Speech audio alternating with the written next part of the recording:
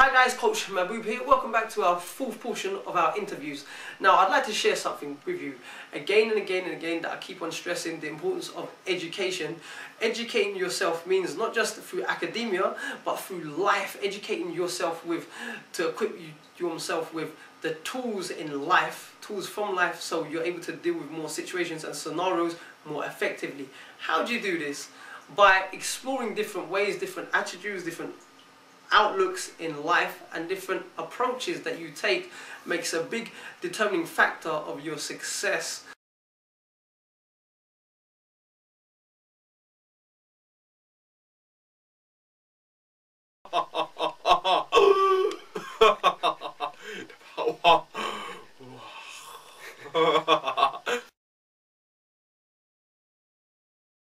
We're gonna talk like as if we're conversing.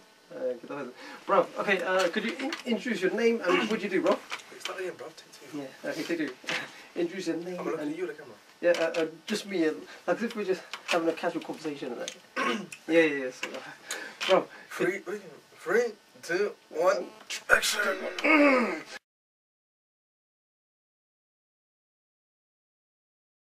Okay, my name is Abdul Qayyum. I work in banking.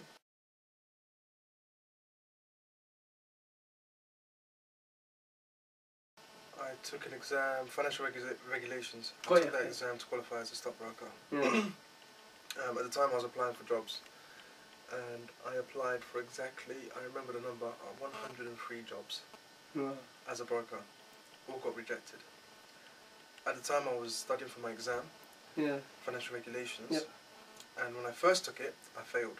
I was underestimating the actual exam. The content of the exam did not matter. Okay. I was only taking this exam so I could earn the qualification that the FSA wanted me, the Financial Services Authority. Okay. It was their requirement that I pass this exam if I was to become a stockbroker. So that's the only thing that motivated me to actually go for the exam and pass it. So when I first studied it, the attitude I had for the exam was just pass it. Yeah. I had no motivation or interest in learning the subject matter, always content.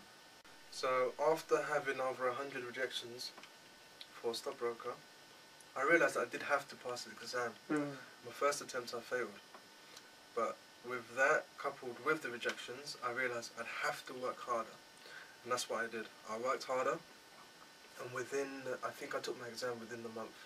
Again, there's a 2-week calling period which you have to have. Yeah. Within the month, I paid for the exam, I booked it, and I studied, and alhamdulillah, I passed the exam.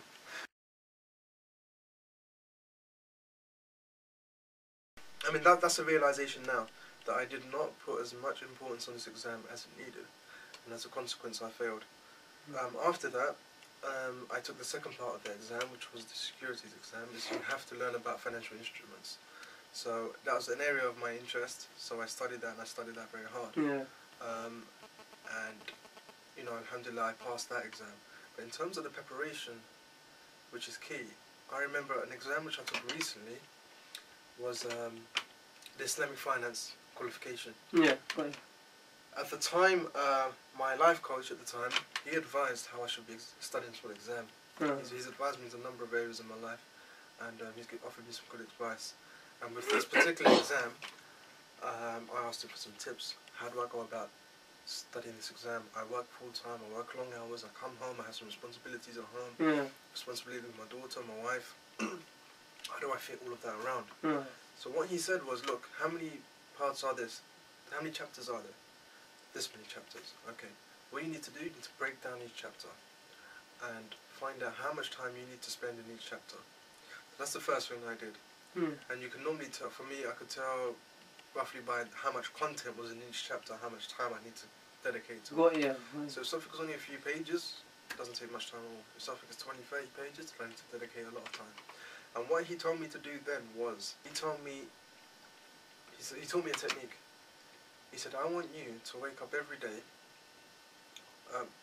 Actually, I'd already had my morning routine sorted, so I was waking up early anyway, to dedicate 50 minutes, 1 hour minus 10 minutes to studying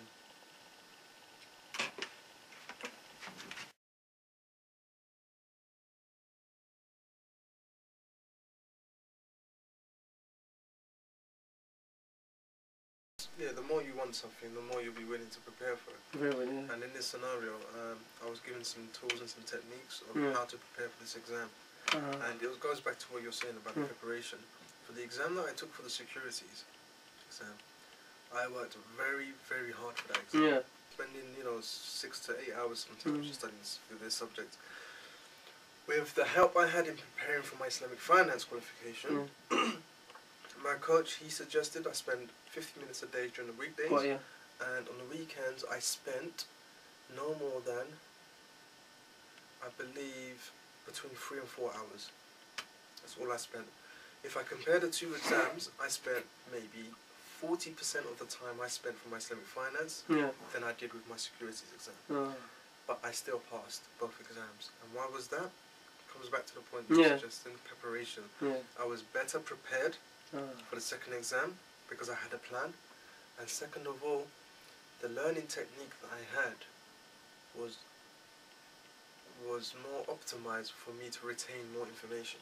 The actual technique was in the past, I would take on a subject, see how many pages I would have to get through in a day, try and get through as many pages as I can.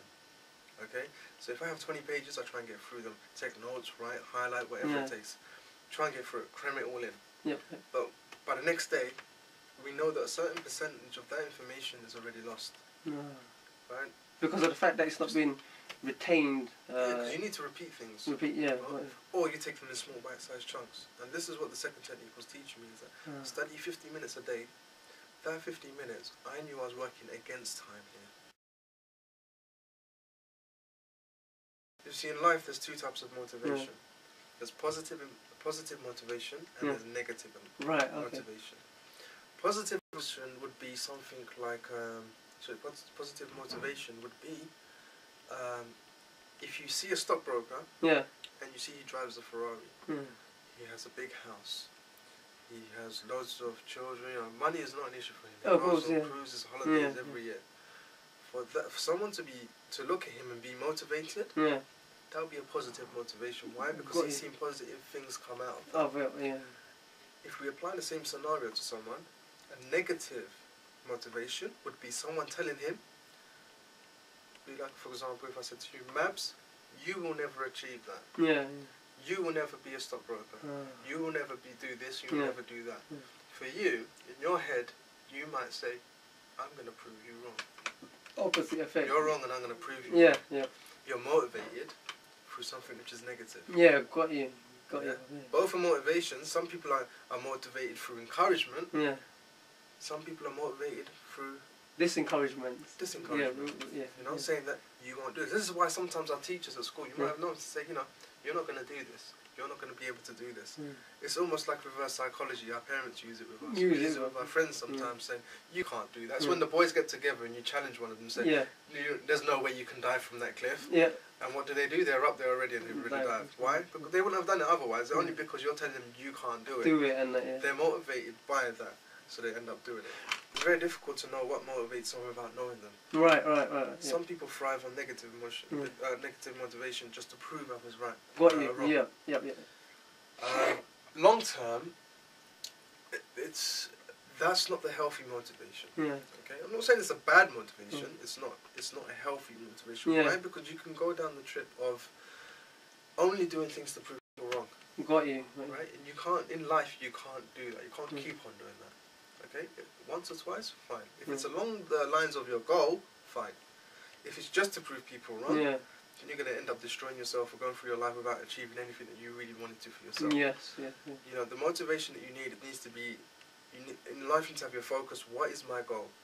And how do I get there? Get it. So, I mean, with a person who's been, if they have a goal, if they have a focus, whatever motivation they have, positive or negative, they should always keep to it. Someone's been discouraged from something.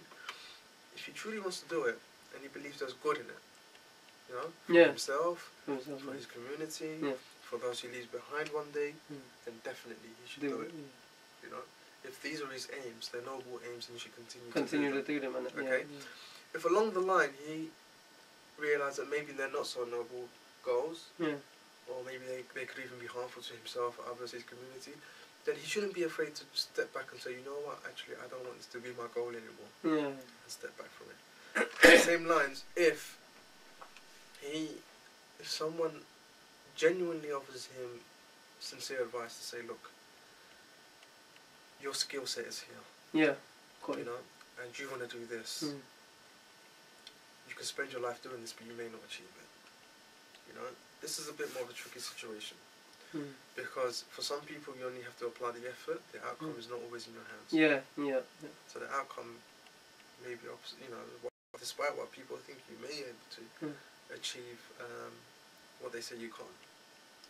If you come to the realization or you do accept that you can't achieve it and your skill set is in another area, then for some people, not all people, but some people, they should maybe look at that area and say, what benefit can I bring to myself and other people with this skill set? You know, you can't. You have to be able to adapt to different situations in life. You know, for me personally, I had one goal, and I had a means of achieving that goal. But then I realized that no, you know what, that particular way is not going to achieve my goal, which means almost I have to start again. It's very difficult for people to do that. You could be 5-10 years into your career and realize, you know what, I need to take a different route. I need backtracking and starting again.